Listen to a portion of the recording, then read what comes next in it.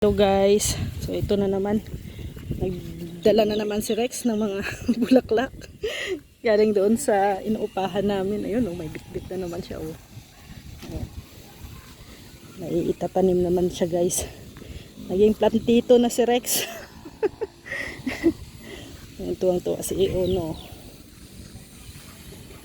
Galing po kami doon sa nirentahan namin. Ay grabe, putik dito, malambot na lupa. Galing kami doon sa inupahan namin at naglaba. Then ayan pagbalik, pag uwi, may mga bit-bit ng bulaklak si Rex.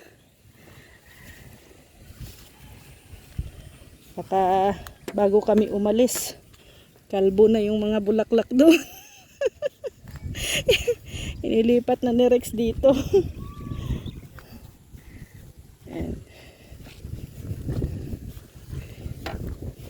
Maano pa rin po dito guys, makulimlim pa rin po ang panahon. Medyo pabugso-bugso pa rin po yung ulan. And di pa nga kami makahukay dahil nga may tubig pa. Kaya ang ginagawa ngayon ni Rex, tawag yung nagtatanim, naging plantito. Ayun yung hinukay namin. Kunti na lang yan, mapupuno na din yung sa kwarto.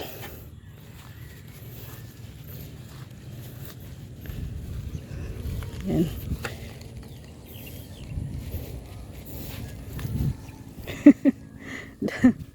Dami mo ng mga bulaklak. Dami mo ng bulaklak. Sabi ko, bago tayo umalis sa 25, siguro kalbo na yung mga bulaklak doon. Ano naman yun sa kanila? Parang baliwala.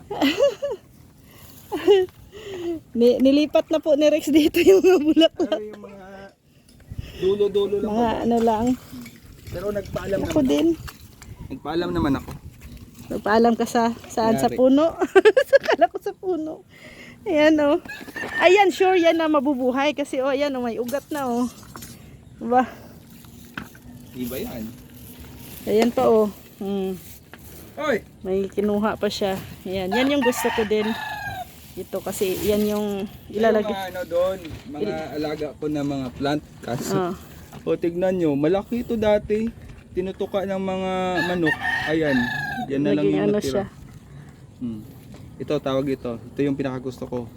Kasi happy plant. Kasi yan, di ba? Pino ang dahon. Malalaki yan, maganda yan. Pag maglaki na siya, kita mo yan. Kasi yung dahon niya ay naubos. Kinain ng mga manok. So dito ito yung gusto ko kasi ito nakuha ko to sa itong dalawang wild. to. Kasi ito yung sinasabi ko na ito yung sinasabi ko na ipapagapang natin doon sa steel mati, sa mating sa gilid.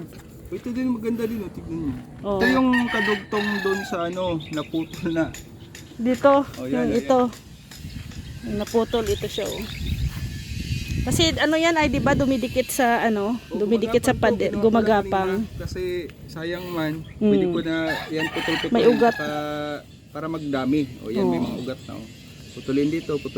Tapos pero mostly nakikita ko siya, yung may stick sa gitna, tapos ito yun. Kaya nga tapos nilalagyan ng yung sa yung sa niyog, ano tawag nun?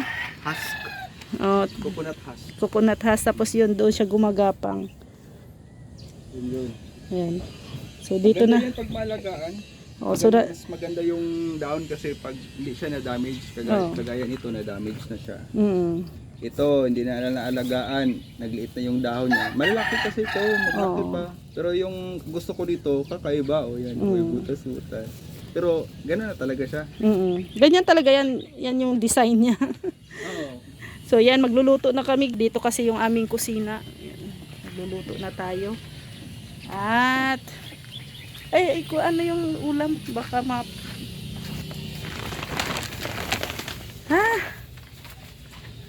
So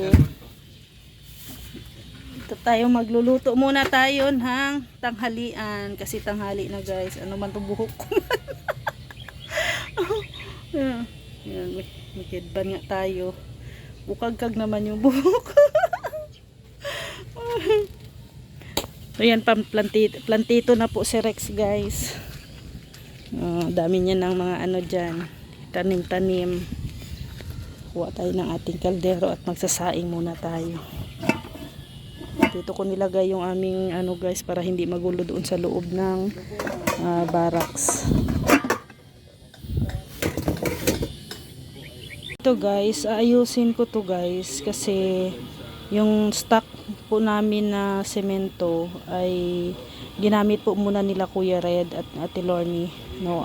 Mga bali ano na yon, nasa 15 semento, no. Ginamit muna para hindi po masira yung semento, no, kasi baka kung abutin pa ng 1 linggo ay hindi na magamit at titigas na siya. So gagawin ko ito, mayroon pa namang natirang semento dito guys, pero konti na lang. Ayan, ano na lang pala, dalawang semento na lang ang natira. So tatakpan ko siya para maging maayos, no? Maging maayos po dito.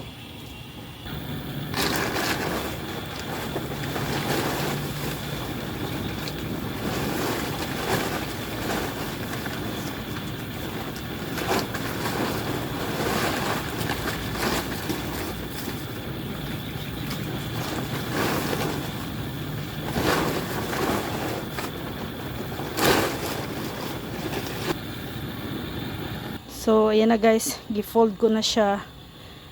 Pinatong ko temporary tong upuan kasi hindi naman masyado gamit. So ayan, ano natin ng hollow blocks para hindi masyadong makalat. Ayan, lilinisan din natin yung ating higaan. Lilinis tayo ng higaan guys. Linis ng higaan.